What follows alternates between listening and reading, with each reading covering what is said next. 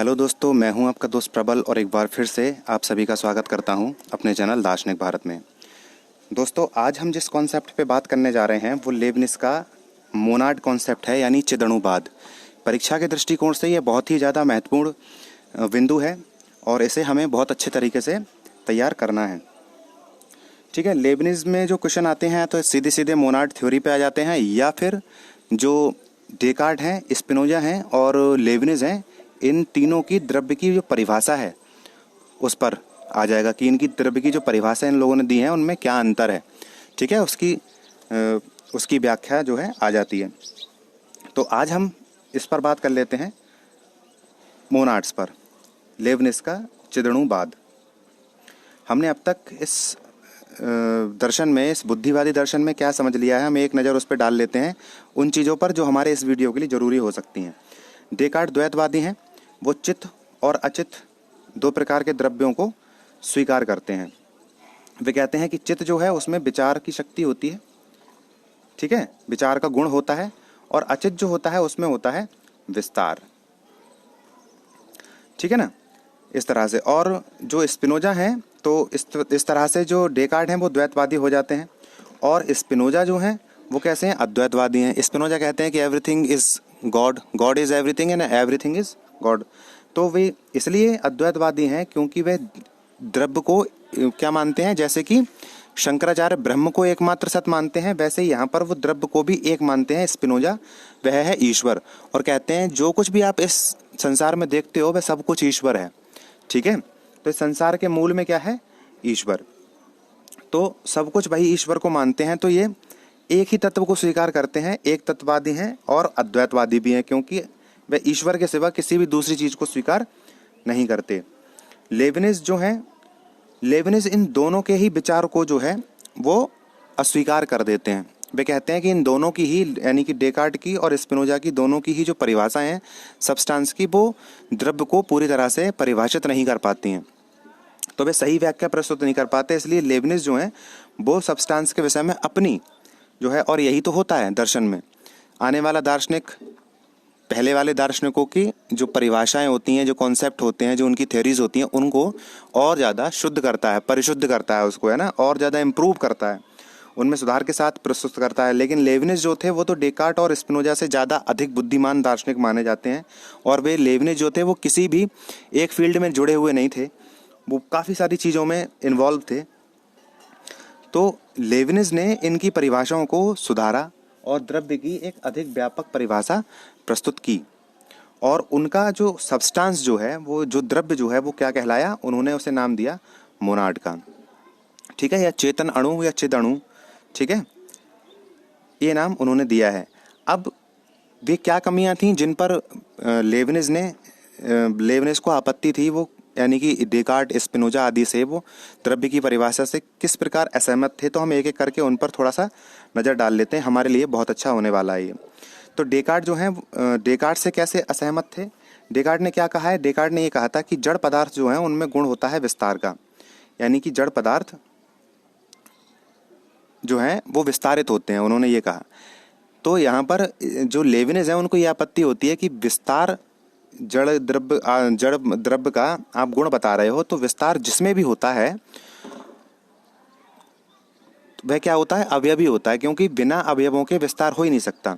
किसी भी चीज़ को आप देख लीजिए, मान लीजिए एक सेब देख लीजिए आप, एक सेब जो है छोटा होता है और पक कर बड़ा हो जाता है, तो उसमें वह अवयवी है, इसलिए उसमें विस्तार हो रहा है। सारी चीज़ें, हमारा शरीर, जो कुछ भी हम देखते हैं, जो भी विस्तार युक्त हैं, वे अवयवी हैं, यानी कि वे बहुत सारे छोटे छोटे पार्ट से मिलकर बनी हुई हैं।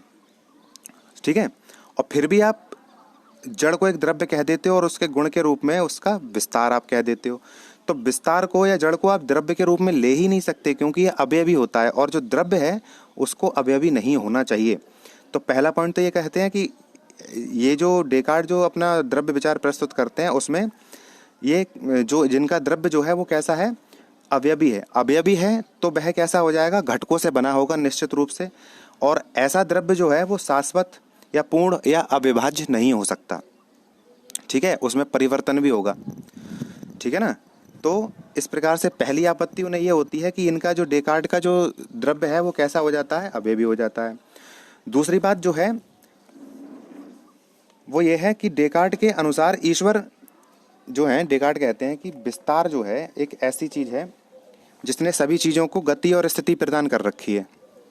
ठीक है, यानी संसार में जो भी गति या स्थिति है वो ईश्वर की देन है।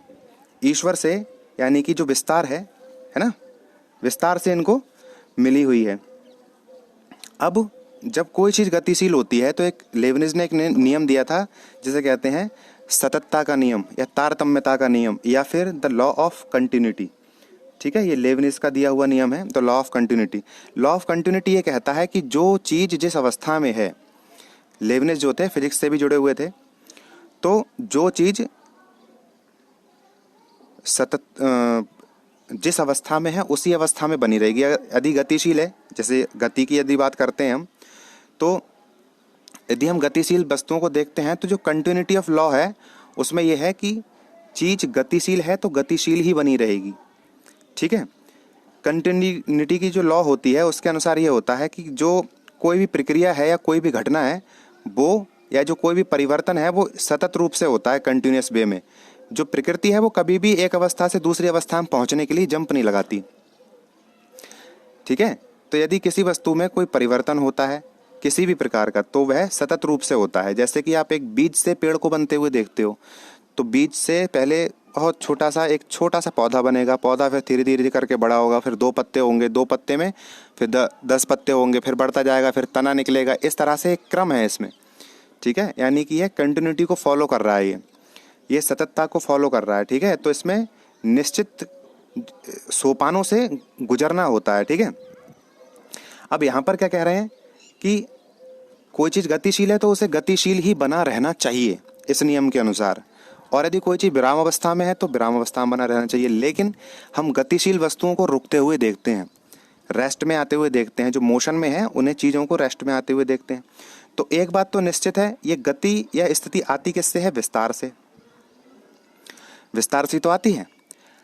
अब गति जो है रुक रही है, यानी जो गतिशील चीज़ें हैं वो रुक रही हैं। ठीक है, तो यहाँ पर कंटिन्यूटी का जो लॉ है, जो सततता का नियम है, वो यहाँ पर भंग हो जा रहा है। ठीक है, तो ये निश्चित हो जाता है इससे कि जो विस्तार है, विस्तार ना तो द्रव्य का गुण कह सकते हो ना विस्तार को ही द्रव्य कह सकते हो आप। तो विस्तार जो है वो द्रव्य का गुण नहीं, क्योंकि ये कंटिन्यूटी के लॉ को फॉलो नहीं कर पाता है। जो कंटिन्यूटी का नियम है कि सततता होनी चाहिए वो नहीं कर पा रहा, क्योंकि गति ऐसा नहीं करके दिखा पा रही है सततता को। तो निश्चित रूप से विस्तार की जगह कुछ और चीज़ होगी, क्योंकि कंटिन्यूटी का लॉ तो कभी फेल होता नहीं है, ये नेचुरल लॉ है। ठीक है, एक प्राकृतिक नियम है तो ये कभी फेल नहीं होता। तो निश्चित रूप से विस्तार की जगह कुछ और ऐसा होना चाहिए जो गति रुक जाने के बाद भी बना रहे। ठीक है ना, तो ये कहते हैं कि गति या विस्तार के लिए, गति या जो विराम अवस्था है या रेस्ट है उसके लिए विस्तार जिम्मेदार नहीं हो सकता। इसके लिए कुछ और चीज़ जिम्मेदार होगी जो गति के समाप्त हो जाने पर भी बनी रहती है। तो ऐसी चीज़ को जो लेबनिज हैं वो कहते हैं फोर्स। यहाँ से फोर्स की परिभाषा, फोर्स यानी बल, बल यानी कि शक्ति। ठीक है, आप आगे आप देखोगे कि जो मोनाड उन्होंने बताए हैं वो मोनाड कुछ और नहीं है, बल्कि क्या है? शक्ति से भरे हुए बिंदु हैं। ठीक है, बिंदु क्यों कहा है वो भी रीजन है, शक्तिशाली क्यों कहा है वो भी रीजन है, शक्ति से भरा हुआ क्यों कहा है उसका भी रीजन है। मैं आगे आपको समझाने का प्रयास करूंगा। तो यहाँ पर वो ये कहते हैं कि ये जो विस्तार है वो गति या विराम अवस्था की व्याख्या करने में फेल हो जा रहा है, असफल हो जा रहा है। इसलिए निश्चित रूप से कुछ ऐसा होगा जो कंटिन्यूटी के नियम को, यानी सततता के नियम को या तारतम्यता के नियम को पूरी तरह से उसका अनुसरण करता होगा। ठीक है, क्योंकि प्राकृतिक नियम है, ये कभी भी फेल नहीं हो सकता। तो विस्तार ना होकर वो क्या है? वो चीज़ है बल या फोर्स का कॉन्सेप्ट लाते हैं, या शक्ति का।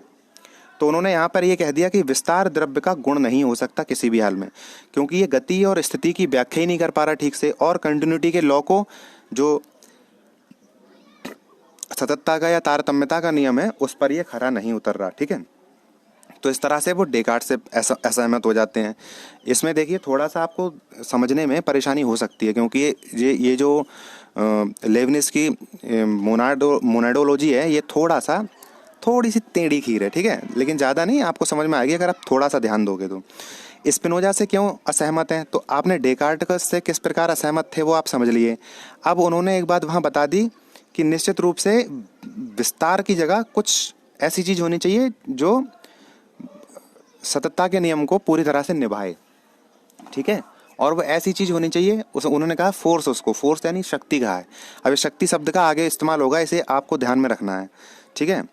स्पिनोजा से किस प्रकार असहमत होते हैं? स्पिनोजा से इस प्रकार असहमत होते हैं कि वो कहते हैं कि ईश्वर में दो गुण उपस्थित हैं, चेतन और विस्तार, ठीक है। चेतन और विस्तार ये दोनों विपरीत गुण हैं, ठीक है। चेतन और विस्तार दोनों विपरीत गुण हैं। तो सबसे पहला ऑब्जेक्शन ये करते हैं कि एक ही द्रव्य के अंदर दो विपरीत गुण जो हैं वो नहीं रह सकते, ठीक है। तो पहला पॉइंट तो यहीं पे असहमत हो जाते हैं कि आपने एक ही ईश्वर के अंदर दो विपरीत गुण ले लिए हैं, चेतन और द्रव्य, यानी कि विचार और विस्तार, है ना। यही तो था, थॉट एंड एक्सटेंशन, दो चीजें उन्होंने एक ही ईश्वर के अंदर ले ली थी। अब दूसरी चीज जिससे वो असहमत थे स्पिनोजा को लेके, लेविनिज जो थे, वो था कि जो स्पिनोजा थे उन्होंने क्या कहा, उन्होंने ये कहा कि जो भी संसार में चीजें दिखती हैं हमें, वो सारी की सारी क्या हैं, वो ईश्वर पर आश्रित हैं, क्योंकि ईश्वर के पर्याय हैं वो, इन्हीं चेतन और विस्तार गुणों के पर्याय ही तो हैं वो सारे के सारे। हमने ये स्पिनोजा का दर्शन पहले पढ़ रखा है, स्पिनोजा का जो सब्सटेंस था उसके बारे में, है ना। तो वो उन पे आक्षेप लगाते हैं, आरोप लगाते हैं कि स्पिनोजा ने क्या किया है कि जो वस्तुएं हैं उनकी व्यक्तिगत स्वतंत्रता को खत्म कर दिया है, समाप्त कर दिया है, ठीक है। व्यक्तिगत स्वतंत्रता का अपहरण कर लिया, किसने? स्पिनोजा ने, लेविनिज के अनुसार। आगे क्या कहते हैं कि एक यहाँ पर और पॉइंट आउट करते हैं वो एक चीज उनके दर्शन में, कि जो द्रव्य है वह स्वयं में अपना अस्तित्व रखता है, ऐसा उन्होंने बताया है, ठीक है। लेकिन इस जो लेविनिज हैं वो कहते हैं कि यदि ऐसा कोई द्रव्य है जो स्वयं में ही अपना अस्तित्व रखता है, तो फिर ये सारी चीजें जो दिखती हैं हमें वो क्या हैं?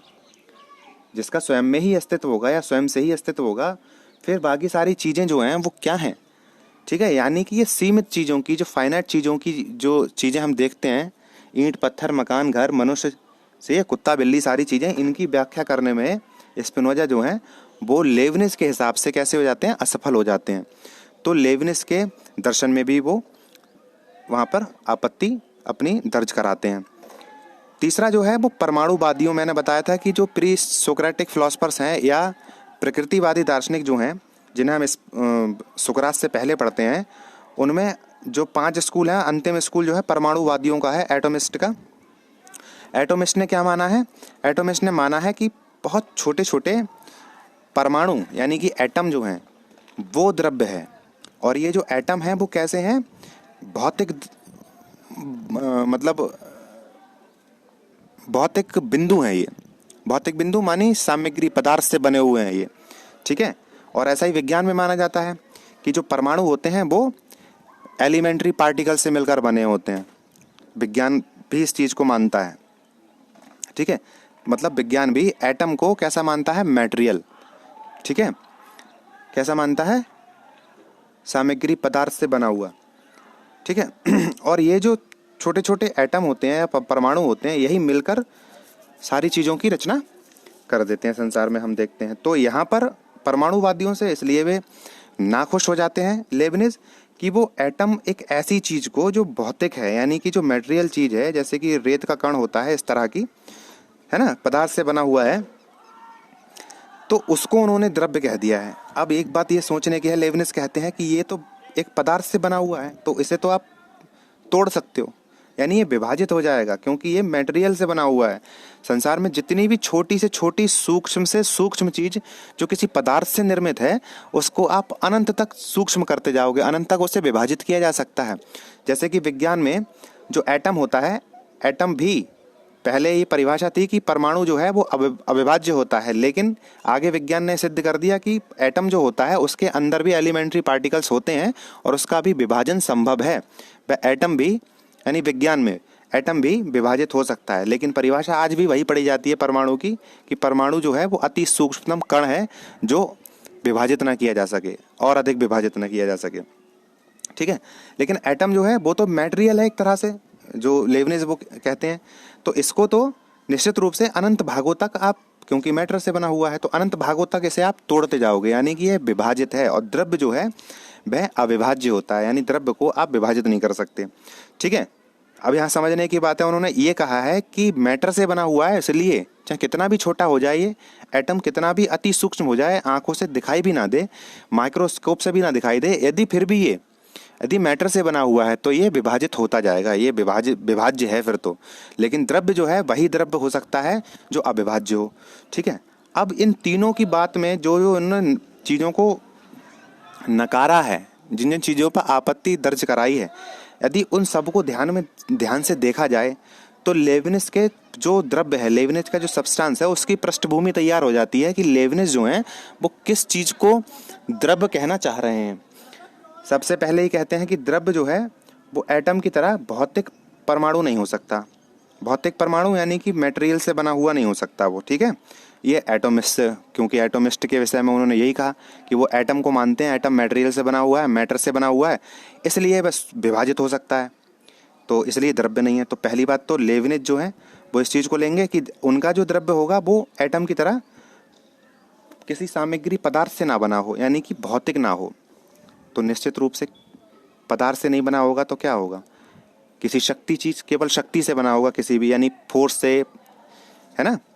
जैसे आप प्रकाश देखते हो, प्रकाश में क्या होता है, प्रकाश बना होता है फोटोन से, प्रकाश के कणों को कहते हैं फोटोन। फोटोन में मैटर नहीं होता है, केवल ऊर्जा होती है, बहुत छोटे छोटे ऊर्जा के पैकेट होते हैं वो।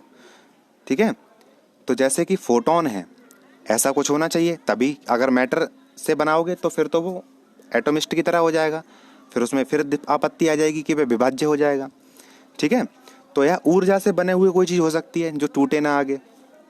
ठीक है ना, तो पदार्थ से बनी हुई चीज़ नहीं हो सकती। दूसरी बात है कि द्रव्य में विरोधी गुण नहीं हो सकते। ये कहाँ से लिया उन्होंने, ये लिया स्पिनोजा खंडन से। तो द्रव्य जो होगा वही हो सकता है जिसमें चेतन और विस्तार जैसी दो विरोधी गुण ना हो, कोई एक ही गुण होना चाहिए। तो निश्चित रूप से चेतन या विस्तार में से वो कोई एक गुण ले लेंगे, लेकिन विस्तार को वो फेल कर चुके हैं पहले ही कि विस्तार जो है वो द्रव्य का गुण नहीं हो सकता, क्योंकि वह कंटिन्यूटी के नियम को नहीं फॉलो कर पाता। तो क्या बचा, चेतन, चेतन ही तो बचा केवल।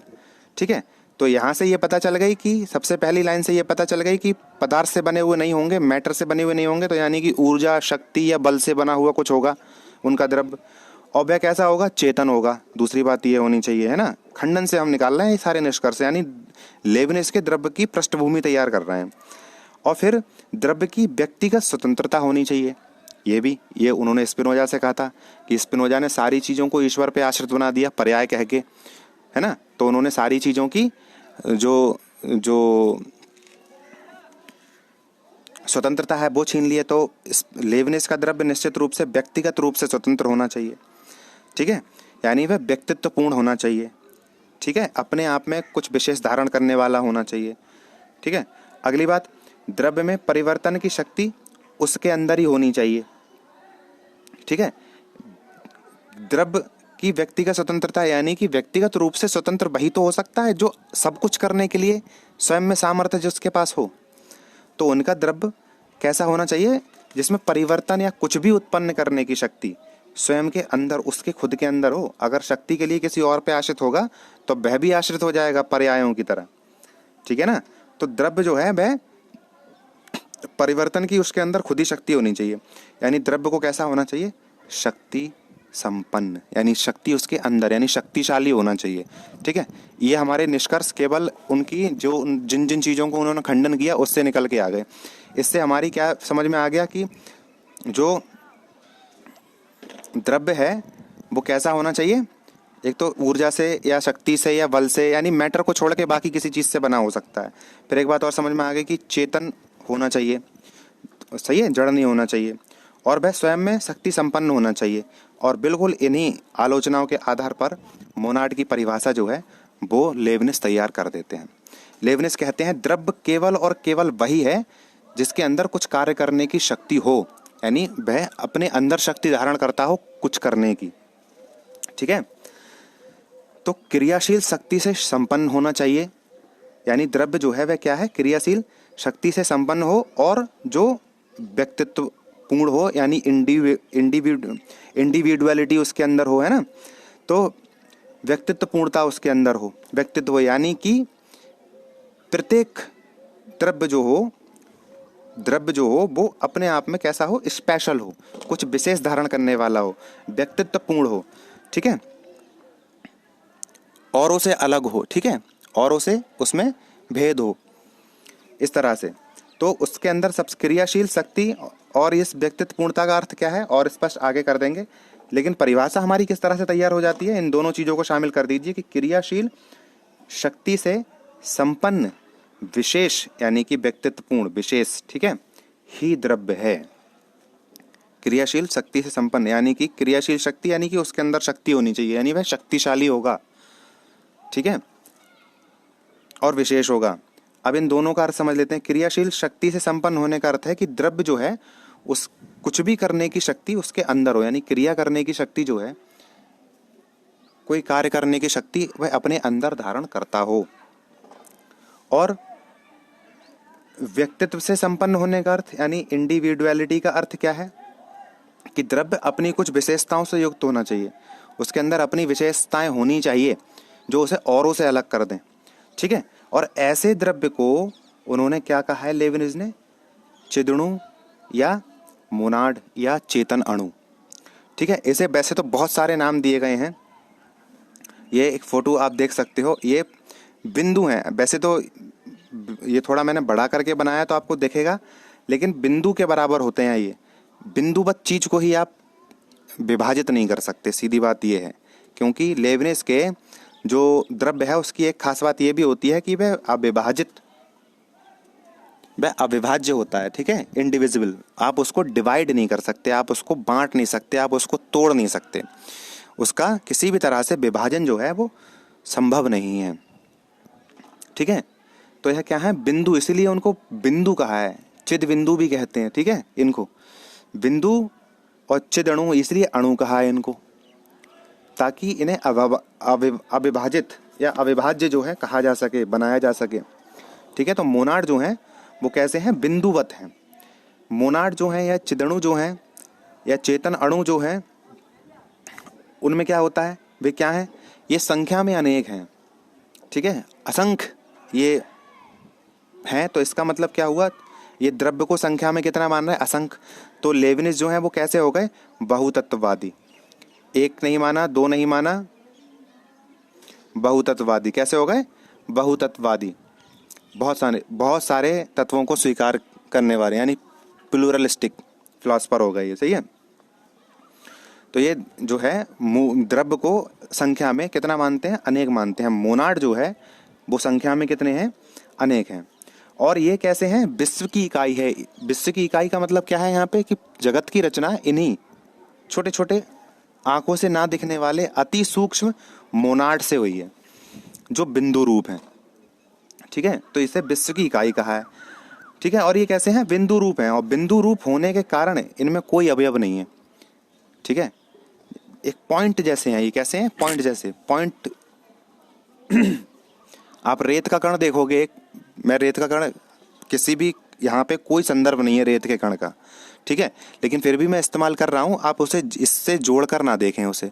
एक उदाहरण के लिए मैं समझा रहा हूँ आपको कि रेत का एक कण होता है, तो आप उसे मान लीजिए कि वो ऐसा आइटम है कि आप उसे आंखों से देख पा रहे हो, सही है, मान लीजिए, लेकिन आप क्या करोगे, उसे और छोटा छोटा छोटा आप तोड़ सकते हो, क्योंकि वो मैटर से बना हुआ है और उसकी कोई सीमा नहीं है कि कब तक तोड़ते जाओगे। लेकिन एक अंतिम स्थिति ऐसी हो सकती है कि बिंदु रूप मिल जाए, लेकिन फिर बिंदु रूप भी आप उसका, क्योंकि मैटर है वो, तो वो भी विभाजित होगा, ठीक है। तो मैटर के साथ आप कभी बिंदु प्राप्त नहीं कर सकते। लेकिन जैसे कि गणित में जो बिंदु होता है, वो बिंदु कैसा होता है, वो अविभाजित होता है, ठीक है। तो ये उसकी तरह आप कह सकते हो, लेकिन वो वास्तव में नहीं होता, केवल मैथमेटिक्स में ही होता है, वो रियल नहीं होता है। ट्रू तो होता है लेकिन रियल नहीं होता है, ठीक है। तो ये बिंदु रूप इसलिए कहा गया है इनको, ताकि इन्हें ये समझाया जा सके, इन्हें ये कैसा निरअवयवी बनाया जा सके, ऐसा बनाया जा सके कि जिसके भाग ना हो, जिसके पार्ट ना हो, क्योंकि यदि पार्ट हुए तो ये फिर से विभाजित हो जाएगा, तो अब अविभाज्य नहीं रहेगा। तो इसीलिए इनको, मोनाड को बिंदु कहा गया है। क्या कहा गया है, बिंदु। इनमें वही सारी खूबियां हैं मोनाड में जो किसमें है, जो स्पिनोजा के ईश्वर में है। तो स्पिनोजा के ईश्वर की उधर से खासियत देख लो, सब की सब यहाँ पे काम कर जाएंगी। यह पूर्ण है, शाश्वत है, अविनाशी है, निरपेक्ष है, ठीक है। और प्रत्येक मोनाड जो है वो क्या है, पूरे विश्व का प्रतिबिंब है। देखिए एक इस मोनाड की धीरे धीरे करके आप एक एक करके समझते जाइए मैं क्या समझा रहा हूँ। मोनाड जो होता है उससे मिलकर पूरा जगत बना हुआ है, पूरा विश्व। लेकिन प्रत्येक मोनाड जो है, प्रत्येक मोनाड अपने आप में कैसा है, पूर्ण है। अब मोनाड पूर्ण होने का मतलब क्या है कि यह अपने अंदर पूरे विश्व को प्रतिबिंबित कर सकता है। एक मोनाड के अंदर पूरा विश्व जो है उसका प्रतिबिंब मिलता है, रहता है, पूरा प्रतिबिंब। यानी कि ऐसे मान लीजिए कि पूरा विश्व उसके अंदर समाया हुआ है। और यही कारण है कि मोनाड को विश्व की विश्व का जीवित दर्पण कहा गया है, living mirror of the world. समझ रहे हो मोनाड को क्यों? क्योंकि मोनाड में पूरा विश्व जो है वो प्रतिबिंबित होता है उसके अंदर। अभी विश्व का एक छोटे से मोनाड के अंदर पूरा विश्व कैसे समाहित हो सकता है, ये भी सोचने की बात है। लेकिन होता है, लेकिन वो इस रूप में नहीं होता जैसे हम देखते हैं। कैसे होता है शायद इस वीडियो में आगे समझाऊं आपको। अभी आपको यहाँ पर यह समझना है कि ये विश्व की क्या है, जीवित खिड़की हैं। यानी प्रत्येक बड़े अति सूक्ष्म मोनाड है, लेकिन प्रत्येक मोनाड में पूरा विश्व जो है समाहित है उसके अंदर। यानी आप एक मोनाड को यदि आप जान पाते हो तो पूरे विश्व को जान पाओगे, कहने का अर्थ यह है। ठीक है। आपकी आत्मा भी एक मोनाड है। तो यदि आपको रिसर्च करनी हो मोनाड पे तो सबसे पहला मोनाड कौन है, आपके अंदर जो आत्म तत्व है वो सबसे पहला मोनाड आपको मिल जाएगा। तो आप उस पर रिसर्च कर सकते हो कि मोनाड क्या है। ठीक है ना। दूसरी बात यह है कि भौतिक बिंदु, ये भौतिक बिंदु ना होकर कैसे हैं, तात्विक इनको कहा गया है, मेटाफिजिकल पॉइंट्स, यानी कि तात्विक बिंदु या कॉन्शियस पॉइंट तो नहीं कहा है, लेकिन ये चेतन बिंदु हैं, चेतना से युक्त हैं ये। ठीक है। मैंने पहले बता दिया आपको, भौतिक बिंदु नहीं है। भौतिक बिंदु यदि होते तो ये विभाज्य होते हैं ना, ये विभाजित हो जाते हैं, और जो विभाजित हो जाए वो द्रव्य नहीं है। ठीक है। और ये शक्तिशाली हैं। शक्तिशाली इसलिए है क्योंकि मोनाड के अंदर शक्ति पाई जाती है जिसको कहते हैं चेतन शक्ति। मोनाड कैसे हैं, समझ लीजिए, मोनाड हैं चेतन, जड़ नहीं है। मोनाड कैसे हैं, चेतन, प्योर चेतन कहते हैं वैसे तो वो, लेकिन उन्होंने एक जगह पर, कई जगह पर सूक्ष्म जड़ता शब्द का भी इस्तेमाल किया है, जिसे कहते हैं मैटेरिया सेकंडा। मैटेरिया सेकंडा वर्ड का भी इस्तेमाल किया है कि प्रत्येक मोनाड में अति सूक्ष्म जड़ता भी होती है। ठीक है। मैटेरिया सेकंडा बोला है, सेकंडा बोला है इसको, है ना, सूक्ष्म जड़ता यानी कि। लेकिन वे क्या कहते हैं कि जो है जड़ तत्व की कहीं बात नहीं करते हैं। लेबनिज जो हैं वो यही कहते हैं कि ये जो बिंदु हैं मेरे मोनाड जो हैं या चिदणु जो हैं वो कैसे हैं, चेतन बिंदु हैं, यानी चेतना युक्त हैं। ठीक है। और ये कैसे हैं, अंदर से शक्तिशाली हैं, इनमें शक्ति समाहित है। कौन सी शक्ति, चेतन शक्ति। चेतन शक्ति, और ये ऐसी शक्ति है जो इनको क्रियाशील बनाने वाली शक्ति है। ठीक है। जो चेतन होगा वही तो क्रियाशील होगा। सोचने की बात है, हम क्रियाशील अपने हाथ पैर चला पाते हैं क्योंकि हमारे अंदर आत्म तत्व होता है जो चेतन है। ठीक है। यहाँ ये हमारे भारतीय दर्शन के हिसाब से लेबनिज ये कहते हैं कि यहाँ क्या है कि क्रियाशील करने वाली चीज है उनकी चेतन शक्ति, चिद शक्ति। ठीक है। ये गतिशील होते हैं, इन सब की व्याख्या आगे मिल जाएगी आपको वीडियो में। ये गतिशील होते हैं क्योंकि अब गतिशील होने के लिए, कुछ भी क्रिया करने के लिए इनके अंदर शक्ति है तो निश्चित रूप से गतिशील होंगे। ठीक है ना। और ये विशेष हैं, ये विशेष हैं यानी व्यक्ति विशेष हैं, ये इंडिविजुअल हैं। क्यों है इंडिविजुअल, क्योंकि इनकी अपनी विशेषता है। पता है, ये जो लेबनिज हैं वो ये कहते हैं कि संसार में कोई भी दो मोनाड, संसार में असंख्य मोनाड हैं, लेकिन कोई भी दो मोनाड एक जैसे नहीं है बिल्कुल भी। इसका मतलब क्या हुआ, इसका मतलब ये हुआ कि प्रत्येक मोनाड की अपनी विशेषताएं होंगी, प्रत्येक मोनाड अपने आप में विशेष है, और यही है उसकी व्यक्ति विशेषता, इंडिविजुअलिटी, कि प्रत्येक मोनाड अपने आप में स्पेशल है, अपने आप में विशेष है। ठीक है। उन कोई भी दो मोनाड जो हैं वो एक जैसे बिल्कुल एक जैसे नहीं हो सकते। और कहते हैं कि यदि ऐसा होता है कि एक जैसे दो मोनाड हैं तो वे दो नहीं होंगे, एक ही होगा। तो इसका मतलब ये हुआ कि एक जैसे दो मोनाड संभव है ही नहीं। यानी कि संसार में जो असंख्य मोनाड हैं वो असंख्य मोनाड असंख्य प्रकार के हो गए, उनमें भेद हो गया, सब एक दूसरे से अलग अलग हो गए, कोई एक जैसा नहीं हो सकता है। ठीक है। इसको कहते हैं the law of identity of indiscernible, यानी कि अदृश्यों का अभेद नियम। ठीक है, इस पर बात कर लेंगे कि ये जो दो जो होते हैं दोनों मोनाड सारे की सारे एक ही जाति के तो हैं, सारे मोनाड हैं, तो उनमें सिमिलरिटी भी है कि सब मोनाड हैं, लेकिन वे विशेष भी हैं।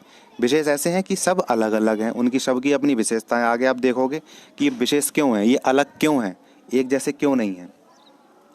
ठीक है, लेबनिज का ये जो मोनाड है इसके लिए कई नाम उन्होंने अलग अलग जगह पे अलग अलग नाम इसके लिए इस्तेमाल कर दिए हैं। पहला है द्रव्य बिंदु कहा है, यानी कि सब्सटेंस पॉइंट। फिर कहा है तात्विक बिंदु, ये अलग अलग नाम बता दे रहा हूँ, यानी कि मेटाफिजिकल पॉइंट्स कहा है। फिर कहा है रूपात्मक बिंदु यानी फॉर्मल पॉइंट्स, और कहा है आकारिक परमाणु यानी कि फॉर्मल एटम्स। तो इस तरह से हम देखते हैं कहीं पर भी फिजिकल पॉइंट्स का नाम इस्तेमाल नहीं किया है उन्होंने। ठीक है, तो फिजिकल पॉइंट्स का इसलिए नाम इस्तेमाल नहीं किया है क्योंकि यदि फिजिकल कह दिया उसको तो वह द्रव्य ही नहीं रहेगा, क्योंकि वह विभाज्य हो जाएगा, है ना।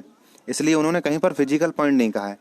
मैथमेटिकल पॉइंट भी नहीं कह सकते, जैसे गणित में बिंदु होता है तो मोनाड उसे भी मोनाड को लेबनिज जो है वो मैथमेटिकल पॉइंट भी नहीं मानते हैं, फिजिकल पॉइंट तो नहीं मानते, यानी कि भौतिक बिंदु तो नहीं मानते, साथ ही गणितीय बिंदु भी नहीं मानते। वे कहते हैं गणितीय बिंदु वैसे तो सत्य है लेकिन वो रियल नहीं है, तात्विक रूप से उसकी सत्ता नहीं है। ठीक है, यानी तत्व के दृष्टिकोण से उसका अस्तित्व भी नहीं है मैथमेटिकल पॉइंट्स का, केवल हमारे दिमाग में होता है। ठीक है, तो ट्रू है, लेकिन वह जगत में अस्तित्व नहीं रखता कहीं पर भी। कौन? मैथमेटिकल, जो हम गणित में एक बिंदु लगाते हैं पेन से, समझे, वो उसका अस्तित्व जो है तात्विक रूप से नहीं है, इसलिए वो मैथमेटिकल पॉइंट भी इसे नहीं कहते हैं। तो फिजिकल पॉइंट भी नहीं है, मैथमेटिकल पॉइंट भी नहीं है मोनाड। क्या है? सब्सटेंस पॉइंट है, मेटाफिजिकल पॉइंट है, फॉर्मल पॉइंट है, या फॉर्मल एटम है। आगे ये जो मोनाड होते हैं, लेबनिज कहते हैं कि मोनाड में दो प्रकार के सामान्य लक्षण पाए जाते हैं, या ये दो प्रकार की उनमें शक्तियां कह सकते हो। वैसे शक्ति ना कहो ज़्यादा बेहतर है, क्योंकि शक्ति तो उनमें चेतन शक्ति पहले ही होती है। ठीक है, लेकिन ये उनके लक्षण कह सकते हो। ये दो लक्षण उनमें सभी मोनाड जितने भी हैं सब में मिलते हैं। एक तो होता है ईक्षण यानी परसेप्शन, ईक्षण यानी कि प्रत्यक्षीकरण, और दूसरा होता है प्रयासन यानी एपिटिशन और परसेप्शन। ये दो सभी मोनाड में मिलते हैं। अब ये दोनों चीज़ें क्या हैं, मैं पहले आपको परसेप्शन समझाऊंगा, उसके बाद प्रयासन समझाऊंगा। इन दोनों के बीच में मैं आपको कुछ और समझाऊंगा। ठीक है, तो मैं पहले आपको परसेप्शन समझा रहा हूँ कि ये क्या होता है, यानी कि प्रत्यक्षीकरण क्या होता है, ईक्षण का अर्थ क्या होता है। या ईक्षण से अर्थ होता है कि जो प्रत्येक मोनाड है, ये जो मोनाड है लेबनिज का मोनाड, ये अपने अंदर असंख्य मोनाड जो हैं उनकी दशाओं को प्रतिबिंबित करने का सामर्थ्य रखता है। समझ रहे हो, यानी कि हर मोनाड में अपने बाकी के सारे जो मोनाड रह गए, बच गए, एक मोनाड जो है वो बाकी शेष जितने भी मोनाड हैं, असंख्य मोनाड हैं, उन सभी को अपने अंदर प्रदर्शित यानी कि प्रतिबिंबित करने का या उनका प्रत्यक्षीकृत करने का उनको क्या रखता है, सामर्थ्य रखता है। तो इसी कारण मोनाड को जीवित दर्पण भी कहा गया है। अब असंख्य जो मोनाड हैं ये उनको सभी को अपने अंदर दिखा सकता है। क्या कर सकता है? एक क्षण का अर्थ होता है दिखाना, ठीक है, या देखना। तो वह दिखा सकता है प्रत्येक मोनाड अपने अंदर, यानी कि उसका प्रत्यक्षीकरण करा सकता है। एक मोनाड जो है सभी का, बाकी सभी का, असंख्य जो है उन सभी का। अब ये जो असंख्य मोनाड हैं इनसे ही तो मिलकर जगत बना है, विश्व बना है। इन मोनाड से ही मिलकर इस जगत की रचना हुई है। ठीक है, सब चीज़ें इन मोनाड से ही बनी हुई हैं, आगे हम देखेंगे इसमें। तो इसका मतलब क्या है? असंख्य मोनाड्स को अपने अंदर दिखा देने का अर्थ यह हुआ कि ये पूरे विश्व को, एक मोनाड जो है वो पूरे विश्व को अपने अंदर क्या करा सकता है? प्रतिबिंबित करा सकता है। और इस प्रतिबिंबन की क्षमता को ही क्या कहा गया है? परसेप्शन या ईक्षण। ठीक है, तो इसका अर्थ यह हुआ कि प्रत्येक मोनाड के अंदर एक विश्व समाया हुआ है। समझ रहे हो? एक अति सूक्ष्म मोनाड है, उसके अंदर पूरा विश्व समाया हुआ है। यानी कि इस विश्व की यदि आपको जानकारी चाहिए तो आप एक मोनाड को उठाइए और उसकी पूरी जानकारी जुटा लीजिए, क्योंकि वह अपने आप में एक छोटा सा क्या है? एक छोटा सा यूनिवर्स है वो अपने आप में। एक मोनाड क्या है, अपने आप में एक यूनिवर्स है पूरा। उसके अंदर, एक मोनाड के अंदर भूत भविष्य वर्तमान सभी कालों की सारी घटनाएं सब कुछ उपस्थित हैं उसके अंदर, यानी कि कुछ बाहर नहीं है, सारा उसके अंदर है। ठीक है, सब कुछ उसके अंदर मिल जाएगा। तो इतना सब कुछ जिसके पास है उसे क्या जरूरत किसी की, वो तो पूर्ण हुआ, तो वह निरपेक्ष हुआ। इसीलिए मोनाड जो है पूर्ण और निरपेक्ष है, क्योंकि सब कुछ इसके अंदर है। और यही कारण है, आप देखोगे कि इसमें एक मोनाड से दूसरे मोनाड में किसी भी चीज का आदान प्रदान नहीं होता है। ठीक है, इसमें कोई विंडो नहीं होती मोनाड में। ये कहते हैं कि मोनाड में कोई भी खिड़की नहीं होती है जिसमें से कुछ आप मोनाड के अंदर डाल दो या मोनाड के अंदर से बाहर निकाल लो। तो मोनाड जो है वो आइसोलेट रहता है पूरी तरह से। एक मोनाड के अंदर जो कुछ है वो उसके अंदर रहेगा, और उस मोनाड के अंदर क्या है, पूरा विश्व उसके अंदर समाया हुआ है। और पूरा विश्व उसके अंदर समाया हुआ है, इसका अर्थ यह हुआ कि पूरे विश्व का वह प्रत्यक्षीकरण करा सकता है एक मोनाड। और यही कारण है कि इसको क्या कहते हैं, विश्व का जीवित दर्पण, यानी कि living mirror of the world और द यूनिवर्स, है ना। आगे, अब प्रत्येक मोनाड जो होता है उसमें ये जो ईक्षण की शक्ति होती है, परसेप्शन की, यानी पूरे विश्व को अपने अंदर प्रतिबिंबित कराने की जो क्षमता होती है, वो हर मोनाड में अलग अलग होती है। सारे मोनाड, कोई ज़्यादा स्पष्ट प्रत्यक्षीकरण करा देगा, कोई कम स्पष्ट विश्व का, कोई कम स्पष्ट प्रत्यक्षीकरण करा पाएगा। ठीक है, कोई बहुत अधिक स्पष्ट प्रत्यक्षीकरण करा पाएगा। तो इनमें स्पष्टता का अंतर होता है सभी मोनाड्स में। कोई भी दो मोनाड एक जैसा प्रत्यक्षीकरण नहीं करा सकते। यानी कि ईक्षण जो होता है, ईक्षण की जो क्षमता होती है सभी मोनाड्स की कैसी होती है, सब में भिन्न भिन्न, सब में अलग अलग ईक्षण की क्षमता होती है। ईक्षण की भी क्षमता होती है, और जो भी आपको समझाया नहीं है, प्रयासन की भी क्षमता सब में अलग अलग होती है। प्रयासन की क्षमता क्यों अलग अलग होती है, क्योंकि सभी मोनाड, जितने भी मोनाड हैं, उन सब में क्या होता है, चेतन, जो इनमें शक्ति होती है ना, एक चेतन शक्ति, इन सभी मोनाड्स में एक चेतन शक्ति होती है। तो दुनिया के संसार में जितने भी मोनाड उपस्थित हैं, असंख्य मोनाड जो हैं, उनमें से किसी भी मोनाड में एक बराबर चेतन शक्ति नहीं होती है। किसी में कम चेतन शक्ति होगी, किसी में ज़्यादा चेतन शक्ति होगी, किसी में किसी स्तर की चेतन शक्ति होगी, किसी में किसी स्तर की चेतन शक्ति होगी। किसी भी दो मोनाड्स में चेतन शक्ति बराबर नहीं हो सकती, सबकी अलग अलग चेतन शक्ति। ठीक है, तो चेतन शक्ति के अंतर के कारण इनकी जो ईक्षण क्षमता, यानी कि परसेप्शन पावर जो होती है, परसेप्शन कैपेसिटी जो होती है, वो यानी कि प्रतिबिंबित जगत को अपने अंदर दर्शाने की जो क्षमता होती है। ठीक है, पूरे विश्व को अपने अंदर एक मोनाड प्रतिबिंबित कर देता है ना, तो वो प्रतिबिंबन की क्षमता जो होती है, वो जिनमें चेतना कम होती है, जिस मोनाड में चेतन शक्ति कम होती है, उसमें इस ईक्षण की या प्रत्यक्षीकरण की क्षमता कम होती है। और जिसमें चेतन शक्ति अधिक होगी, उसमें प्रत्यक्षीकरण की क्षमता उतनी अधिक होगी। तो ये चेतन शक्ति के हिसाब चलते हैं दोनों, ईक्षण भी और प्रयासन भी।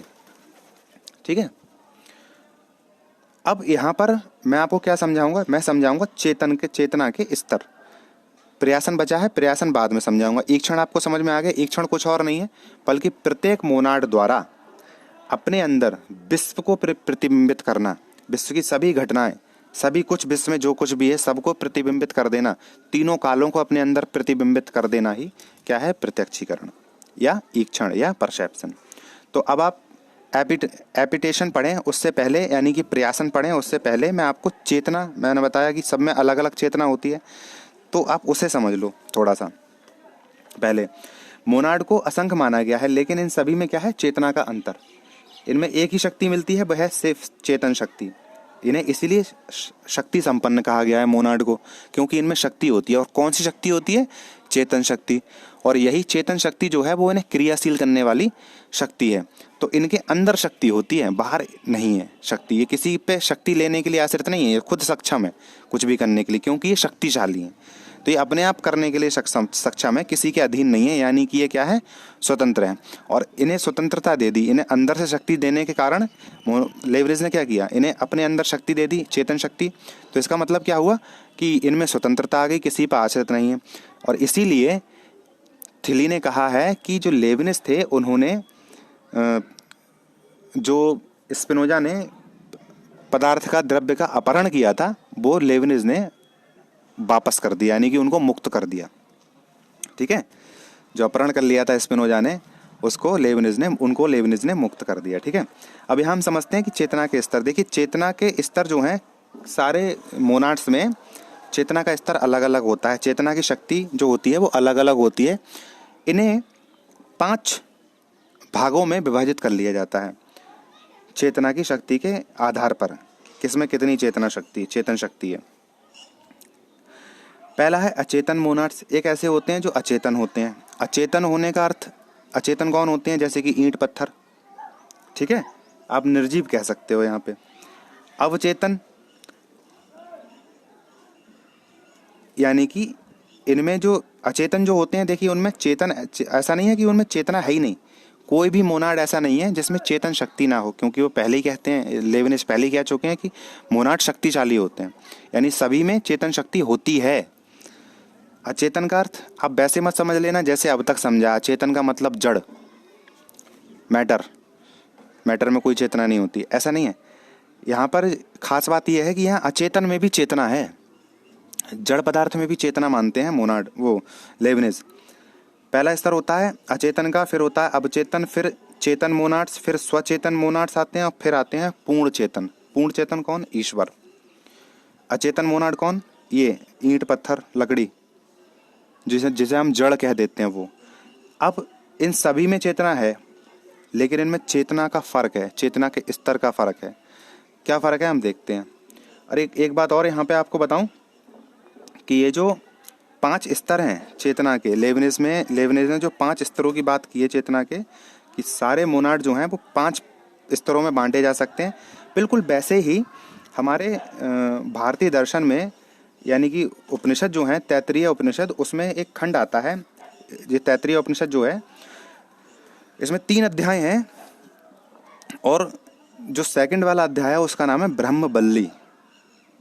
ब्रह्मवल्ली अध्याय तैत्तिरीय उपनिषद का। तो ब्रह्मवल्ली अध्याय में 5 पंचकोशों की बात की गई है। पंचकोशों में क्या है, अन्नकोश, प्राणकोश, मनोमय कोश, विज्ञान कोश और आनंद कोश। ये 5 कोश हैं। तो इन पर हम बात करेंगे अभी, क्योंकि यहाँ पर इससे लिंक करके बिल्कुल सेम चीज़ हमारे उपनिषद भी कह चुके हैं, तो उससे भी हम थोड़ा देख लें।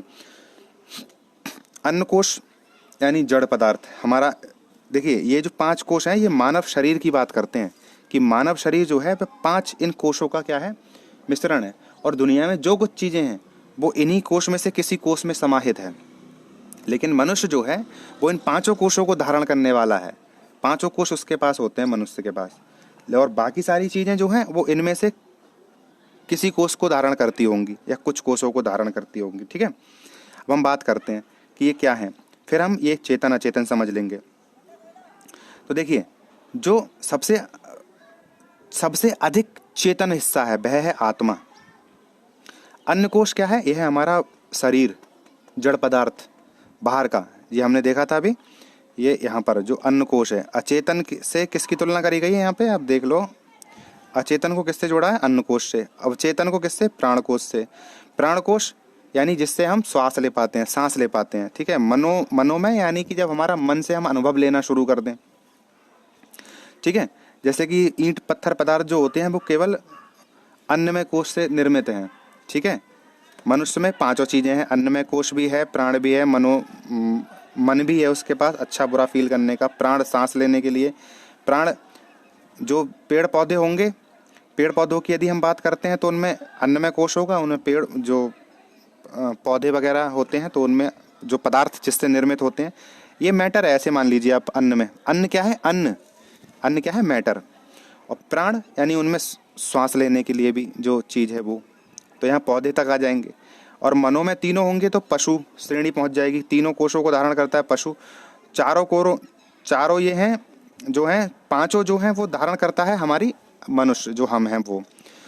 सबसे अधिक हम मनुष्य की बात करें, स्पेशली ये पंचकोशों की जो रचना है वैसे तो पूरे विश्व को कवर करती है अपने अंदर, लेकिन ये कहाँ तक फोकस रह जाती है, इसका फोकस कहाँ तक हो जाता है, मनुष्य तक।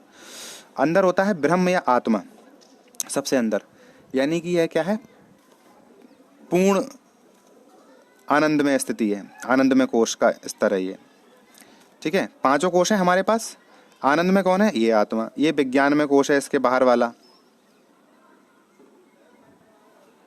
ये विज्ञान में कोश है। इसके बाहर मनोमय कोश है, फिर प्राण शक्ति और फिर अन्नमय, यानी कि ये हमारा शरीर आदि। तो इस प्रकार से इन 5 कोशों की तुलना किससे कर दी जाती है? लेविनिस के इन 5 मोनाड के चेतना स्तरों में, चेतना स्तरों से कर दी जाती है। ठीक है, तो यानी कि मोनाड यानी कि लेविनिस ने, उधर वेस्टर्न फिलॉसफी में लेविनिस ने, और यहाँ हमारे ऋषि मुनियों ने एक जैसी बात कह दी है। ठीक है, आप इन चीज़ों को ऐसे समझ सकते हो। सबसे ऊपर क्या था उसमें? अचेतन। ठीक है, तो अचेतन वे ऐसे मोनाड हैं जो क्या है, जिनमें चेतना जो है सबसे कम मात्रा में है, यानी सुप्तावस्था में, जिसमें चेतना तो है लेकिन कैसी है? सुप्तावस्था में पड़ी हुई है एकदम। इनमें आते हैं जड़ पदार्थ यानी ईंट पत्थर वगैरह। फिर आता है अवचेतन। अवचेतन जिनमें चेतना जो है वो स्वप्नावस्था में है, यानी कि पेड़ पौधे। फिर आते हैं चेतन। चेतन में हो जाएंगे पशु, जिनमें चेतना है, चेतना उनकी जागृत है, लेकिन उनमें संवेदन जो है वो है, और उनका ज्ञान जो है वो ज्ञान से बिल्कुल, यानी ज्ञानात्मक स्तर जो है वो उनका बहुत क्षीण है, बहुत कमजोर है। पशु ऐसे तो होते हैं, संवेदन पूरा होता है, आप उन्हें छुओगे तो भाग जाएंगे। पशु जो हैं तो उनमें संवेदन पूरा होता है। ठीक है, लेकिन उनका ज्ञान स्तर जो होता है वो बहुत कम होता है।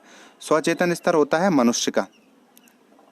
ठीक है, स्वचेतना लिख गया है, स्वचेतन मोनाड, स्वचेतन मोनाड है ये, जैसे कि मनुष्य के मोनाड। इसमें चेतना खूब होती है, ज्ञान स्तर भी होता है और संवेदन स्तर भी होता है। और सबसे ऊपर आते हैं ईश्वर का, जिसका केवल एक मोनाड है, ईश्वर। वह पूर्ण चेतन है, पूर्ण चेतन केवल ईश्वर है। और यह ईश्वर जो है वो सभी को क्या है? नियंत्रित करने वाला। और ईश्वर ने ही, देखिए, मोनाड को क्या माना गया है? शाश्वत। शाश्वत वह होता है जिसकी कभी रचना ना करनी पड़े। ठीक है, यानी जो हमेशा से हो, ना जो नष्ट हो ना जो पैदा हो, वह होता है शाश्वत। लेकिन यहाँ मोनाड के विषय में इन्हें शाश्वत तो कहा गया है, लेकिन मोनाड के संदर्भ में एक बात और है कि ईश्वर जो है वो ही इन्हें बना सकता है और वो ही इन्हें नष्ट कर सकता है। ये शाश्वत तो हैं, लेकिन ईश्वर, क्रिएशन और एनिहिलेशन, ये 2 चीज़ें हैं जो ईश्वर के पास हैं। मोनाड को क्रिएट करने की यानी कि बनाने की क्षमता, और उसे एनिहिलेट करने की, मोनाड को यानी कि नष्ट करने की क्षमता, ये केवल ईश्वर कर सकता है। मोनाड ना तो स्वयं कर सकते हैं, ना मोनाड के अतिरिक्त कोई और मोनाड को नष्ट कर सकता है। ठीक है, इसलिए मोनाड को शाश्वत कह दिया गया है। तो सरल शब्दों में हम क्या कहते हैं कि जो मोनाड होते हैं उनमें चेतना का जो स्तर होता है, चेतना का जो स्तर होता है वो कैसा है? क्रम में सजा हुआ है, एक सोपान में है। सोपान एक क्रमिक सोपान, सबसे कम, फिर उससे अधिक, फिर उससे अधिक, फिर उससे अधिक, यानी एक कंटिन्यूटी है। क्या है? एक इसमें एक तारतम्यता है। ठीक है, सबसे कम, फिर उससे अधिक, फिर उससे अधिक, फिर उससे अधिक, इस तरह से ये कहीं पे टूटा हुआ नहीं है। ये जो इनकी जो सततता है वो कहीं पे टूटी नहीं है। देखो, ये जो लॉ ऑफ कंटिन्यूटी है ना, वो ये कहती है कि नेचर मेक्स नेवर जंप। ठीक है, यानी कि नेचर जो है, प्रकृति जो है, वो कभी भी छलांग नहीं लगाती। ठीक है, कहीं पर भी, यानी कि सब जो है क्रम से होता है। जैसे कि मैं बीज का और पेड़ का एग्जाम्पल दिया मैंने आपको, कि हर चीज़ क्रम से होती हुई जाती है। ठीक है, अचानक से कोई कुछ भी एकदम से स्थिति परिवर्तन नहीं हो सकता किसी का भी। तो यही इनके साथ होता है। तो सभी मोनाड जो हैं वो क्या होते हैं? इनमें चेतना की मात्रा जो होती है, चेतना की मात्रा सब में अलग अलग होती है। मैंने यहाँ समझाया भी था, अभी आप अगली स्लाइड पे देख पाओगे इसे। तो मोनाड जो हैं, चेतना का जो स्तर है इनमें सब में अलग अलग होता है। तो जो जड़ पदार्थ हैं उनको ये नहीं कहते कि इनमें चेतना नहीं है। जड़ पदार्थ जैसे कि ईंट पत्थर, इनमें, या पर्वत पहाड़, इनको ऐसे नहीं कह सकते कि इनमें चेतना नहीं है। इनमें चेतना है, लेकिन सुप्तावस्था में पड़ी हुई है चेतना, जागृत नहीं है। और पौधे अगर देखोगे आप तो हैं अवचेतन। ये अवचेतन है, इसका मतलब है कि इनकी चेतना सोई हुई है। ठीक है, तो इनमें क्या होता है? सब में चेतना की मात्रा जो है वो अलग अलग होती है। तो इनमें क्या कहेंगे हम? इनमें है क्वांटिटेटिव भेद होता है, यानी कि मात्रात्मक भेद होता है। किसी में चेतना ज़्यादा होती है, किसी में कम होती है। तो चेतना की मात्रा में अंतर है, तो इसलिए इनमें कैसा फ़र्क है? मात्रात्मक भेद होता है। लेकिन सभी एक हैं, सभी मोनाड हैं। तो ये अपने जातिगत रूप से यदि देखा जाए तो इनमें जातीय एकता है, जातीय रूप से अभेद है। लेकिन चेतना के हिसाब से यदि देखा जाए तो इनमें मात्रात्मक भेद है, क्योंकि सब में चेतना अलग अलग होती है। तो इनमें गुणों का भी भेद नहीं है। क्यों? क्योंकि चेतना सब में है। सभी जो अचेतन है उसमें भी चेतना है, लेकिन कैसी है, सुप्तावस्था में। तो गुणात्मक भेद नहीं कह सकते, क्योंकि एक भी मोनाड ऐसा नहीं है जिसमें चेतन गुण ना हो, ठीक है, चेतना ना हो। तो गुणात्मक भेद ना होकर क्या है, इनमें मात्रात्मक भेद है। चेतना सब में है, लेकिन चेतना का मात्रा का फर्क है केवल, ठीक है। अब अचेतन जो था, अचेतन क्या है, ऐसे मोनाड हैं जिनकी चेतना सुप्तावस्था में पड़ी हुई है। और ऐसे मोनाड कौन है, पेड़ पौधे, ईंट पत्थर। इनमें क्षीण संवेदन होता है और क्षीण ज्ञान शक्ति, यानी ना के बराबर ज्ञान शक्ति होती है, ठीक है। यानी इन पे कोई फर्क नहीं पड़ता, कुछ भी ये समझ नहीं पाते, कहने का अर्थ ये है। अचेतन यानी कि जड़ पदार्थ, इनमें ऐसा नहीं है जैसा हम समझते आए हैं अब तक। और दर्शनों में आपने ये पढ़ा है कि अचेतन या जड़ वे हैं जिनमें चेतना होती नहीं है, लेकिन यहाँ अचेतन में भी चेतना मानी गई है, ठीक है। यानी जड़ में भी चेतना है, कहने का अर्थ यह है, लेकिन कैसी है, सुप्तावस्था में पड़ी हुई है, सुप्त है, दबी हुई है। अवचेतन, अवचेतन ऐसे अवचेतन मोनाड ऐसे मोनाड हैं जिनमें चेतना जो है वो कैसी है, स्वप्न अवस्था में चली गई है, स्वप्न की अवस्था है उसकी, ठीक है। तो इनमें जो संवेदन होता है वो क्षीण होता है, जैसे कि इस श्रेणी में आते हैं पेड़ पौधे, ठीक है। तो इनमें संवेदन जो होता है वो बहुत ना के बराबर होता है, ठीक है। और ज्ञान शक्ति जो होती है वो भी क्षीण होती है। वनस्पति के जो मोनाड्स होते हैं वो, यानी कि पेड़ पौधों के मोनाड जो हैं वो इसी श्रेणी में आते हैं। फिर आता है चेतन मोनाड। चेतन मोनाड में क्या होता है, चेतना जागृत होती है, यदि यानी कि इनकी चेतन है, इनकी चेतना ना सो रही है ना ही सुप्त है, ये जागृत है इनकी चेतना, यानी कि इनमें तीव्र संवेदन मिलेगा, लेकिन इनकी ज्ञान शक्ति कैसी होगी, क्षीण होगी। जैसे कि बकरी या कुत्ता, जितने भी जानवर आप देखते हो, पशु पक्षी, कोई भी जीव जो आप देखते हो, वो उनको यदि आप छूओगे तो वो भाग जाएंगे, या उनमें संवेदन होता है, यानी कहने का है ना, लेकिन वो कुछ समझ नहीं पाते, उन्हें ज्ञान नहीं होता, ठीक है।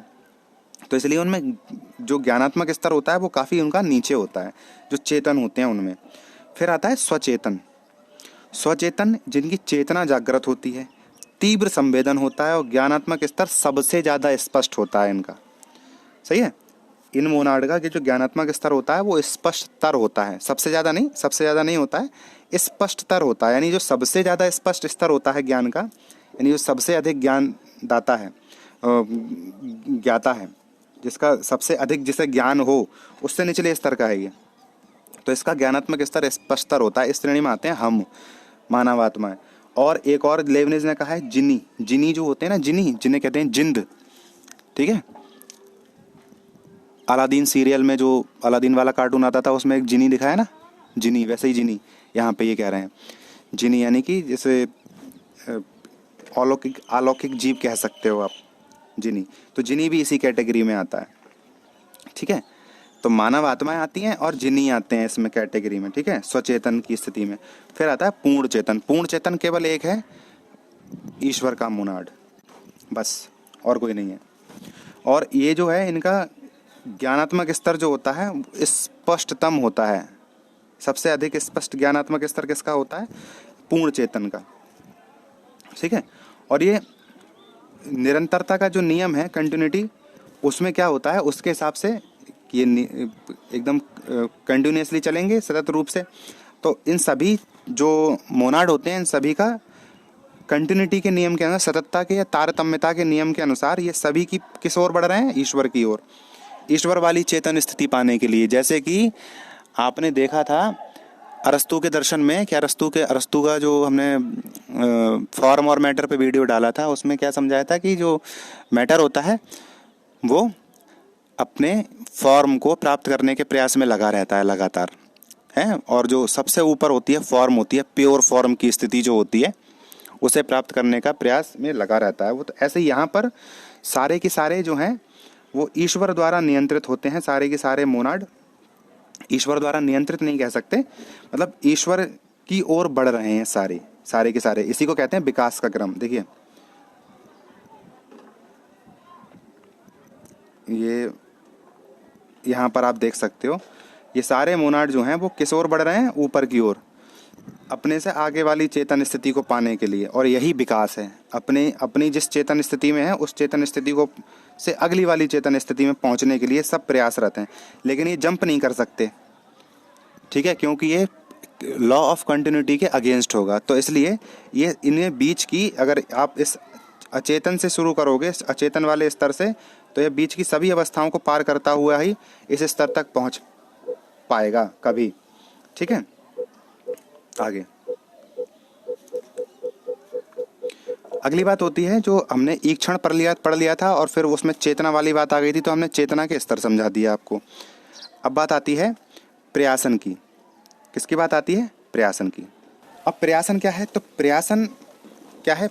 मैंने बताया था कि दो सामान्य गुण होते हैं प्रत्येक मोनाड में। एक होता है ईक्षण या प्रत्यक्षीकरण, दूसरा होता है प्रयासन। तो प्रयासन ये होता है कि प्रत्येक मोनाड जो होता है, प्रत्येक मोनाड अपने से उच्च, जैसे कि मैं पीछे बता चुका हूं, अपने से ऊपर वाले चेतना स्तर को पाने का प्रयास करता है, यानी अपनी दशाओं को सुधारने का प्रयास में लगा रहता है। उसकी दशाएं कैसे सुधरेंगी? जब उसमें चेतना का स्तर जो है वो बढ़ता जाएगा, और इसी प्रयास में वो लगा रहता है। यही है प्रयासन। यानी कि प्रयासन के द्वारा क्या होता है? विकास होता है। विकास का अर्थ क्या है? चेतन शक्ति का विस्तार। जो मोनाड है वो विकास है कि अपने से ऊपर वाली चेतन स्थिति में पहुंच जाए। तो इसका मतलब क्या होगा? जिस स्थिति में अभी हैं उससे ऊपर वाली में यदि पहुंच गए तो उसका अर्थ यह है कि उनमें चेतन शक्ति बढ़ जाएगी। तो विकास से क्या अर्थ हो गया? सीधे सीधे विकास से अर्थ हो गया कि चेतन शक्ति के विकास से, मोनाड के अंदर जो शक्ति है उसके विकास से। यानी कि प्रत्येक मोनाड अपनी चेतन शक्ति को बढ़ाने के लिए प्रयास करता रहता है। ठीक है, और जितने भी मोनाड हैं वो हम देख चुके हैं कि अपनी चेतन शक्ति के हिसाब से ही तो बटे हुए हैं। सबसे नीचे कौन है? अचेतन, और सबसे ऊपर कौन है? पूर्ण चेतन। तो सबसे ज्यादा प्रयासन शक्ति किसमें होती है? सबसे ज्यादा प्रयासन या ईक्षण शक्ति उसमें ही होती है जिसमें चेतना सबसे ज्यादा होती है। समझ रहे हो? और इन सभी का अंतिम लक्ष्य जो है वो कौन हो जाता है? ईश्वर। तो प्रयासन भी आप समझ गए होंगे, तो थोड़ा बुक से पढ़ें। प्रयासन कुछ नहीं है, अपने चेतना स्तर को ऊपर ले जाने आए, यानी कि मोनाड का विकास होता है। इस तरह से मोनाड का विकास से अर्थ है मोनाड की जो उसकी आंतरिक शक्ति जो है उसका विकास करना। और उसका विकास कैसे होगा? जब वो अपने से ऊपर वाले स्तर में पहुंच जाएगा। सही है? तो अपनी दशाओं को क्रमबद्ध रूप से विकसित करना ही क्या है? प्रयासन है। जैसे कि आप यहाँ देख सकते हो, यहाँ चेतन शक्ति के क्रम में सजे हुए हैं सारे मोनाड, और ये क्रम कहीं पर भी टूटता नहीं है क्योंकि लॉ ऑफ कंटिन्यूटी को फॉलो करते हैं। कहीं पे ये क्रम टूटेगा नहीं बीच में। जैसे कि आप एक वक्र बना देते हो, एक लाइन खींच देते हो, वह लाइन कहीं से भी टूटती नहीं है। ठीक है, तो जैसे इस लाइन में कहीं पे कोई ब्रेक नहीं है, कोई टूट नहीं है ना, या रुकावट नहीं है, वैसे ही ये जो मोनाड होते हैं ये अपने चेतना शक्ति के स्तर को भी अगर आप लेके चलो तो कोई इनमें ब्रेक नहीं होता है बीच में। यानी आप सारे असंख्य मोनाड जो हैं उन्हें आप क्रम में सजा दो तो नीचे से ऊपर तक एक बिल्कुल अटूट रेखा आपको मिल जाएगी। कहने का अर्थ ये है, अटूट रेखा जिसमें कोई ब्रेक नहीं है। प्रकृति का ये नियम है कि उसमें कहीं पर भी कोई भी गैप नहीं होता है, और ये इसी कारण है क्योंकि प्रकृति में सारी चीज़ें सततता के नियम को, तारतम्यता के नियम को, या फिर लॉ ऑफ कंटिन्यूटी को फॉलो करते हैं, उसका अनुसरण करते हैं। ठीक है, तो ये बात शायद समझ में आई हो आपके। आगे वही बात मैंने यहाँ फिर लिख ली है कि मोनाड जो है विकास के लिए प्रयत्नशील है। प्रयासन वही है। प्रत्येक मोनाड जो होता है अपने से ऊपर वाली चेतन शक्ति की स्थिति जो होती है उसे पाने के लिए प्रयासरत रहता है। ठीक है, और यह क्रम चलता रहता है। इसमें जो चेतन शक्ति है, विकास से तात्पर्य क्या है? अपनी चेतन। प्रत्येक मोनाड के अंदर अपनी चेतन शक्ति है। बता चुका हूँ, दोबारा से बता दे रहा हूँ। प्रत्येक मोनाड के अंदर अपनी एक चेतन शक्ति है, तभी उन्हें शक्तिशाली कहा जाता है। और इसी शक्ति को और ज़्यादा बढ़ाने के लिए, और ज़्यादा विकसित करने के लिए मोनाड जो हैं वो प्रयास में लगे रहते हैं। इसी को क्या कहते हैं? मोनाड का विकास। ठीक है, चेतना के स्तर को, चेतन शक्ति को बढ़ाना। अब चेतन अणु या मोनाड जो है, एक बात यहाँ पे और है कि चेतन जो अणु हैं या मोनाड हैं या छिदणु हैं लेविनिस के, ये कैसे होते हैं? गवाक्षहीन होते हैं। गवाक्षहीन की इनमें कोई खिड़की नहीं होती। जैसे कि ये मोनाड है, इस मोनाड में कोई विंडो होने का मतलब ये है कि कुछ भी इनमें, ये जैसे हम खिड़की से कुछ भी अंदर दे देते हैं और बाहर ले लेते हैं किसी मकान के, ऐसी मोनाड जो है ना तो कुछ बाहर पहुंचाते हैं विश्व में अपने अंदर से, ना ही विश्व से उनके अंदर कुछ जाता है। यानी किसी भी चीज़ का ना इन और आउट कुछ भी नहीं होता, ना अंदर कुछ जाता है ना बाहर कुछ जाता है। इसका मतलब क्या है? ये जो मोनाड हैं ये पूरी तरह से कैसे हैं?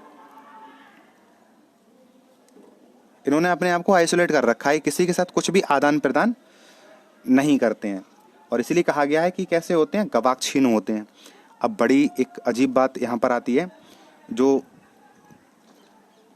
यहाँ पर एक बात और कही जाती है कि पूर्णता का, यहाँ पे पूर्णता का तर्क दिया जाता है। किसका तर्क दिया जाता है? पूर्णता का, कि यदि इसमें कोई ये कुछ आदान प्रदान करें, यदि किसी भी चीज़ का इनमें यदि आदान प्रदान होता है तो ये अपने अंदर से या तो कुछ बाहर देंगे या फिर बाहर से कुछ अंदर लेंगे, तो इनसे इनकी पूर्णता भंग हो जाएगी। और जबकि पूर्णता इनका क्या है? गुण है, एक विशेषता है इनकी, ये पूर्ण होते हैं, बताया गया है।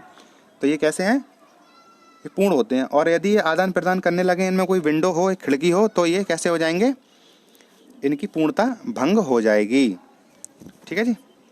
तो जब मोनाड को विंडोलेस या गवाक्षीण या खिड़कियों से विहीन कहते हैं, तो उन पर एक आक्षेप लगाया जाता है कि जब खिड़कियां ही नहीं हैं, तो ये बताइए कि ये फिर जगत यानी कि विश्व का जीवित दर्पण कैसे हुआ? यानी कि जगत को प्रतिबिंबित कैसे कर पाएगा मोनाड जो है? जब उसके अंदर कुछ जाएगा नहीं, कुछ आएगा नहीं, कुछ आदान प्रदान नहीं करेगा, तो उसे जीवित दर्पण भी आप नहीं कह सकते, क्योंकि प्रतिबिंबन के लिए भी तो विश्व की छाया तो उसके अंदर जानी चाहिए कम से कम, है ना, या विश्व का उसमें रूप तो दिखाई देना चाहिए। तो ये कैसे होगा? तो उसमें जो लेविनिस हैं वो कहते हैं कि विश्व का प्रतिबिंबन जो है उससे तात्पर्य क्या है वह समझना चाहिए। कहते हैं कि विश्व का प्रतिबिंबन से तात्पर्य है कि जो चिद शक्ति है, जो चेतन शक्ति है, जो सभी मोनाड में उपस्थित है, उसका निरूपण। विश्व के निरूपण से तात्पर्य क्या है? शक्ति का निरूपण है, जो मोनाड के अंदर जो मोनाड धारण करता है जो, ठीक है, तो उसका निरूपण या उसका रिप्रेजेंटेशन जो है, वही ही उसको रिप्रेजेंट करना ही जो है वो क्या है? प्रतिबिंबन है। कोई वास्तविक प्रतिबिंबन नहीं है, ना ही ऐसा है कि मोनाड जो है वो अपने अंदर पूरा पूरा विश्व एक समा के रखता है, बल्कि चिद शक्ति के, चेतन शक्ति के रूप में वह विश्व को अपने अंदर समाहित रखता है, बीज रूप में। ठीक है, आगे अब ये 2-3 नियम फॉलो करते हैं जो मोनाड हैं, उन्हें देख लेते हैं, उसके बाद हमारा ये टॉपिक कंप्लीट हो जाएगा। पहला होता है तारतम्यता या सततता या द लॉ ऑफ कंटिन्यूटी, इसे कहते हैं लेविनिस का नियम भी कहते हैं।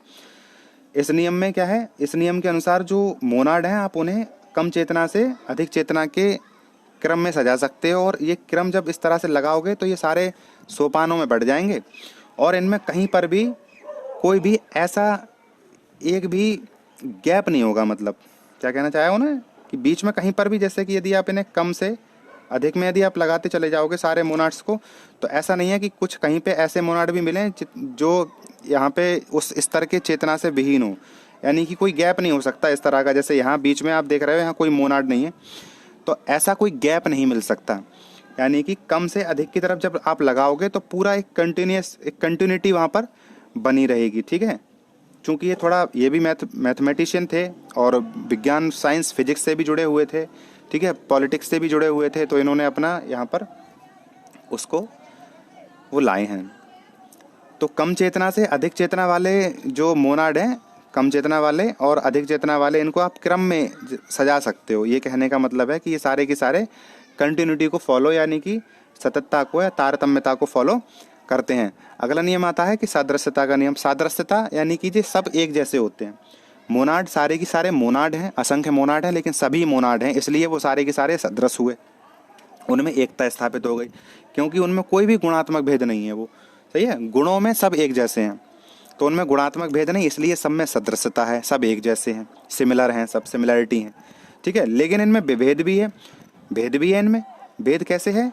वो ऐसे है क्योंकि बेशक ये अपनी जाति, क्योंकि ये मोनाड हैं तो ये अपनी जाति के जातिगत रूप से एक हो सकते हैं, लेकिन इनमें चेतना का स्तर सब में अलग अलग होता है। किसी में कम चेतना होती है, किसी में अधिक चेतना होती है, तो चेतना के स्तर के कारण इनमें भिन्नता भी हो जाती है। तो ये असदृश्य भी होते हैं, यानी एक जैसे नहीं भी होते हैं। ठीक है, तो असदृश्यता किस कारण आती है? इनमें जो चेतना है उसके कारण, चेतना की अलग अलग मात्रा। तो इसका मतलब ये हुआ कि ये मात्रात्मक रूप से इनमें भेद मिलता है।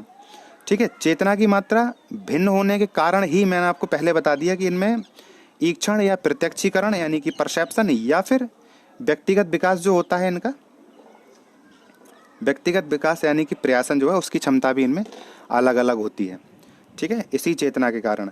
और इसके अतिरिक्त इस चेतना के अंतर के कारण ही इनमें संवेदन जो होता है, संवेदन की स्थिति, संवेदन की क्षमता जो होती है वो अलग अलग होती है। पौधों में कम संवेदन होता है और पशुओं में अधिक संवेदन होता है। ये चेतना की वजह से ही होता है। पौधों में कम, पौधे अवचेतन स्तर के होते हैं।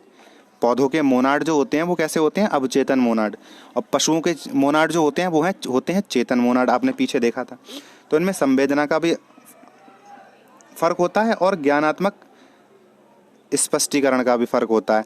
पशुओं से अधिक स्पष्ट हमारा ज्ञान होता है किसी चीज़ को लेके मनुष्यों का। तो इसका मतलब ये है कि ज्ञानात्मक स्तर में ये ज़्यादा स्पष्ट हैं। इनका ज्ञान अधिक स्पष्ट है। किसका? मनुष्य के मोनाड्स का। किसके मुकाबले? मनुष्य के मोनाड यानी स्वचेतन मोनाड्स का। किसके मुकाबले? पशुओं के मोनाड क्या है? चेतन मोनाड। तो चेतन मोनाड के मुकाबले स्वचेतन मोनाड का जो ज्ञान के मामले में स्पष्टीकरण होता है वह अधिक ज्ञान जो है उनका अधिक स्पष्ट होता है। हम पशुओं से अधिक जानते हैं ना स्वचेतन मोनाड के कारण, क्योंकि ज्ञानात्मक स्तर हमारा उनसे बेहतर है, तो हमारा ज्ञान उनसे अधिक स्पष्ट होगा। सभी मोनाड जो होते हैं वो एक दूसरे से कैसे होते हैं? भिन्न अदृश्य होते हैं। कोई भी दो मोनाड एक जैसा नहीं हो सकता। ये हमने सब कुछ अभी जाना है। तो फिलहाल इस वीडियो में इतना ही। मुझे ध्यान नहीं कि ये विशेष हैं, एक ऐसा बिंदु इसमें मैंने बताया है नहीं बताया आपको, वो भी इसका भाग है। शायद मुझे ध्यान नहीं रहा इसमें शामिल करने का, लेकिन ये विशेष होते हैं मोनाड जो होते हैं। प्रत्येक मोनाड जो होता है वो विशेष होता है। क्यों विशेष होता है? क्योंकि प्रत्येक मोनाड जो होता है उसमें अपनी विशेषताएं होती हैं, क्योंकि उनमें चेतना का स्तर सब में अलग अलग होता है, इसलिए वो विशेष होते हैं। ठीक है। और सारे मोनाड जो होते हैं वो अलग अलग होते हैं। कोई भी दो मोनाड एक जैसे नहीं होते। ठीक है ना। तो इसलिए उन्हें विशेष कह दिया गया है। तो फिलहाल इस वीडियो में बस इतना ही। मिलते हैं अगले वीडियो में। धन्यवाद।